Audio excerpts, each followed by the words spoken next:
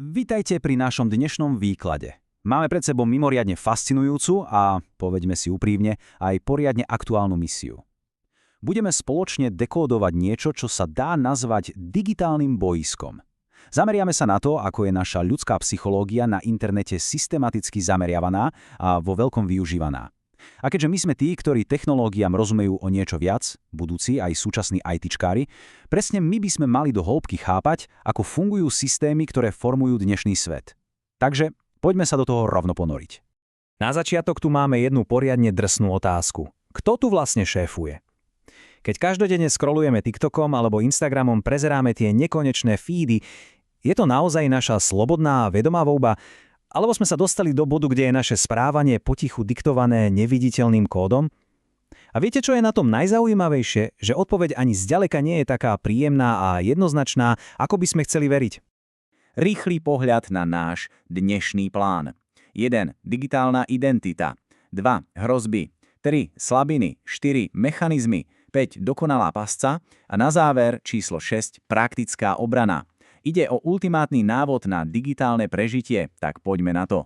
Začíname prvou sekciou. Naša digitálna identita a generácia Z v centre pozornosti. Takže generácia Z, alebo inak povedané, digitálni domorodci. Úprimne, internet je pre túto generáciu úplne prirodzené prostredie. Žiadne pomalé vytáčacie modemy, ale okamžitá komunikácia. TikTok, Snapchat, všade prítomná meme kultúra. Vďaka nekonečnému prúdu krátkych videí je náš mozog trénovaný na super rýchle vizuálne spracovanie informácií. Je to obrovská výhoda, jasné, ale, a tuto začína byť kritické, táto rýchlosť má aj svoju daň.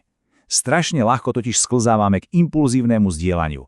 Skočíme na nejakú virálnu výzvu a ani na sekundu sa nezamyslíme nad tým, kam vlastne tie naše dáta odchádzajú, kto ich spracováva.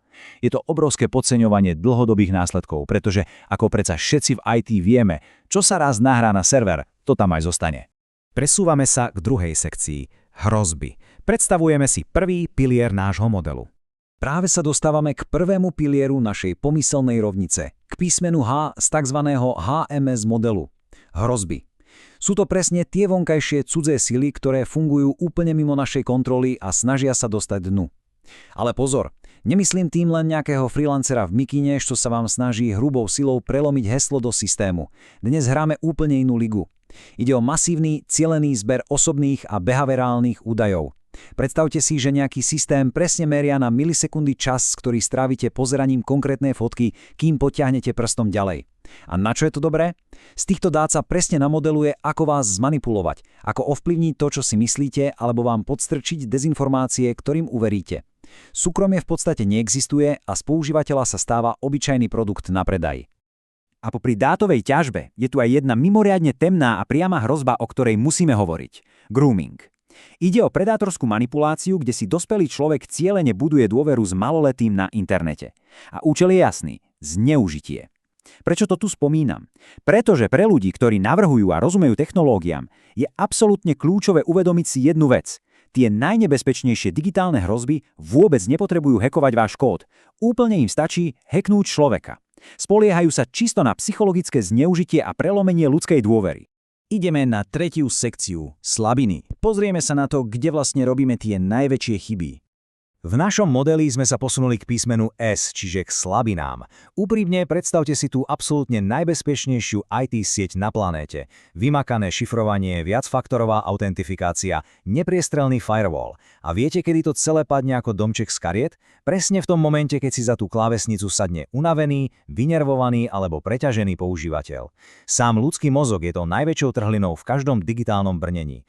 Zlyhávame vtedy, keď sme leniví, keď hľadáme tú najjednoduchšiu cestu, alebo keď jednoducho klikáme úplne na autopilota. Práve tu sa ukazuje, aké psychologické tlačidlá sú na nás denodenne stláčané. Zoberme si taký klasický syndrom FOMO, Fear of Missing Out. Ten hrozný pocit, že ak si teraz neotvorím upozornenie, určite mi ujde niečo dôležité. Alebo ignorovanie detailov. Ruku na srdce. Kto z nás si naposledy poctivo prečítal celé tie dlhé podmienky používania, predtým než odklikol súhlasím všetko? Asi nikto. Obrovský tlak na rýchlosť a silné emócie z nás robia perfektné terče.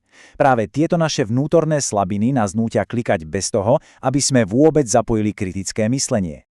Štvrtá sekcia nám odhaluje mechanizmy. Ako nás vlastne do tej pasce dostanú? A sme pri písmene M – mechanizmy. Takže si to zhrňme. Ako sa vôbec nejaká hrozba zvonka dostane k našim slabinám vo vnútri hlavy? Cez nástroje, s ktorými mnohí programátori denne pracujú. Cookies, SDKčka v mobilných apkách, telemetria, ktorá si beží potichu na pozadí, odporúčacie algoritmy a samozrejme to slávne nekonečné scrollovanie. Tieto mechanizmy sú vlastne obrovské mosty. Majú jednu úlohu. Vziať ten manipulatívny obsah a hodiť vám ho priamo pred oči, presne v momente, kedy ste najviac zraniteľní. Týmto neuveriteľne masívne zosilňujú akúkoľvek vonkajšiu hrozbu. Keď už hovoríme o mechanizmoch, musíme spomenúť pojem dark patterns, alebo temné vzorce. Pre každého, kto sa venuje dizajnu a vývoju, je toto doslova alfa a omega. Sú to dizajnové triky v užívateľskom rozhraní navrhnuté vyslovene na to, aby oblafli vaše logické myslenie. Predstavte si obrovské svietiace zelené tlačidlo prijať všetky cookies. A kde je možnosť odmietnúť? Niekde dole, malým šedým písmom na bledosivom pozadí. Alebo chcete zrušiť odber nejakého newslettera a tlačidlo zrušiť je v skutočnosti odkaz na ďalšiu reklamu. Priatelia, toto vôbec nie je zlá práca dizajnéra. Toto je briliantne naplánovaná funkcia na manipuláciu. Sekcia 5. Dokonalá pasca a jej spojenie vrstiev. Máme hrozby, máme slabiny a máme mechanizmy. Keď sa tieto tri veci spoja, vzniká majstrovské dielo manipulácie, dokonalá digitálna pasca. Funguje to ako ucelený ekosystém a je to čistá matematika. Bez mechanizmov by tie hrozby sedeli niekde vonku na serveri a vôbec by na nás nedosiahli. A naopak, ak by sme nemali tie ľudské slabiny, mechanizmy by tam mohli skákať a blikať koľko chcú a my by sme to len s úsmevom ignorovali. Ale v momente, keď sa tieto tri vrstvy pretnú, následuje tá absolútna strata kontroly. Smartfón už nepoužívame my, ale on používa nás. Dajme si to do reálneho scenára, napríklad pri úplne bežnom večernom scrollovaní. Krok 1. Vaša slabina sa aktivuje. Mozog začne panikáriť cez FOMO, že vám vo svete niečo uteká. Krok 2. Apka bleskovo nasadzuje mechanizmus. Spustí sa nekonečný feed a vy rolujete, neexistuje koniec stránky. Krok 3. Úder. Potichu sa vykonáva hrozba. Zatiaľ, čo vy pozeráte vtipné videá, na pozadí sa zozbierajú obrovské kvanta behaviorálnych dát na vaše presné vyprofilovanie. A takto brutálne jednoducho sa večerná nuda mení na obrovskú ťažbu dát. Sme vo finále. Sekcia 6. Praktická obrana a bezpečnosť. Ako sa teda brániť? Teraz, keď poznáme kompletnú anatómiu tejto pasce, môžeme prejsť do ofenzívy. A zabudnite na to, že vás zachráni nejaký drahý komerčný antivírus. Tým absolútne najsilnejším firewallom je naše vlastné sebauvedomenie. Budovanie digitálnej hygieny. Čo to znamená? Schopnosť určiť si tvrdé hranice. Ak cítite, že vám online svet dvíha puls a začínate byť nervózni, urobte ten najjednoduchší, ale najťažší krok. Položte telefón, postavte sa a choďte do inej miestnosti. Vedomý ústup je vašou najlepšou prvou líniou obrany. A tu sú základné pravidlá prežitia v systéme. V prvom rade musíme povypínať toho nášho vnútorného autopilota. Spomalte.